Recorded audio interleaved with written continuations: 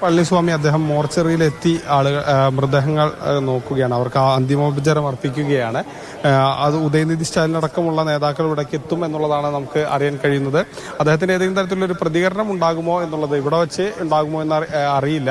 ഏതായാലും നമ്മൾ അദ്ദേഹം മോർച്ചറിയിലേക്ക് പോകുന്ന സമയത്ത് അതിന് ശ്രമിച്ചിരുന്നെങ്കിൽ അദ്ദേഹം ഒന്നും പറഞ്ഞില്ല. അതിന് കഴിയുന്ന ഒരു സാഹചര്യമായിരുന്നില്ല. അത്രമാത്രം തിരക്കും ഒക്കെ ആയതുകൊണ്ട് തന്നെ അങ്ങനെ പ്രതികരിക്കാൻ കഴിയുന്ന ഒരു സാഹചര്യമായിരുന്നില്ല. തിരിച്ചു പോകുമ്പോൾ ഏതെങ്കിലും തരത്തിലുള്ള ഒരു പ്രതികരണം ഉണ്ടാകുമോ എന്നുള്ളത് നമുക്ക് ഏതായാലും നോക്കാം.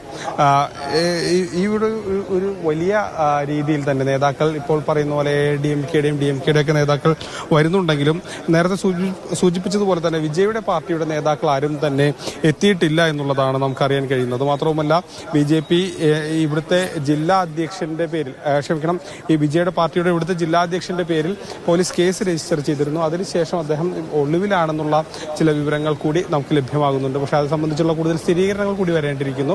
അത്തരത്തിലുള്ള ചില വിവരങ്ങൾ കൂടിയുണ്ട്. ഏതായാലും ആ പാർട്ടിയിൽപ്പെട്ട ആരും ഇവിടെ ഇപ്പോഴെത്തിയിട്ടില്ല. ചിലപ്പോൾ ഒരുപക്ഷെ വൈകാരികമായ ആളുകൾ പ്രതികരിക്കുമോ എന്ന് ഭയന്നിട്ടൊക്കെ ആകാം. എങ്കിലും അത്തരത്തിൽ ഒരു പാർട്ടിയുടെ ഏതെങ്കിലും പ്രതിനിധിയോ ആരും ഒന്നും തന്നെ ഇവിടേക്ക് എത്തിയതായി നമ്മൾ കണ്ടില്ല.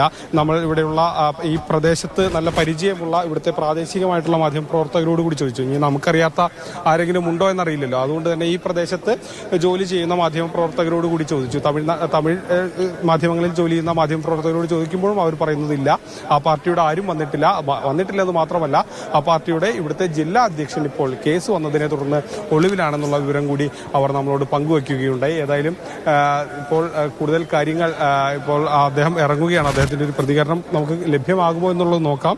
എടപ്പാടി പളനിസ്വാമി അദ്ദേഹം അവിടെ അന്തിമോപചാരം അർപ്പിച്ചതിന് ശേഷം ഇറങ്ങുമ്പോൾ ഏതെങ്കിലും തരത്തിലുള്ള ഒരു പ്രതികരണം ഉണ്ടാകുമോ എന്നുള്ളതും നമുക്ക് കാണേണ്ടതുണ്ട്. പക്ഷെ വലിയ തിരക്കും ഒക്കെയാണ്. അതുകൊണ്ട് തന്നെ അദ്ദേഹം ഒരുപക്ഷെ ഇവിടെ വെച്ചിപ്പോൾ പ്രതികരിക്കാനുള്ള ഒരു സാധ്യത കുറവായിരിക്കും. ഉദയനിധി സ്റ്റാലിൻ അടക്കമുള്ള നേതാക്കൾ ഇവിടേക്ക് എത്തുന്നുണ്ട്.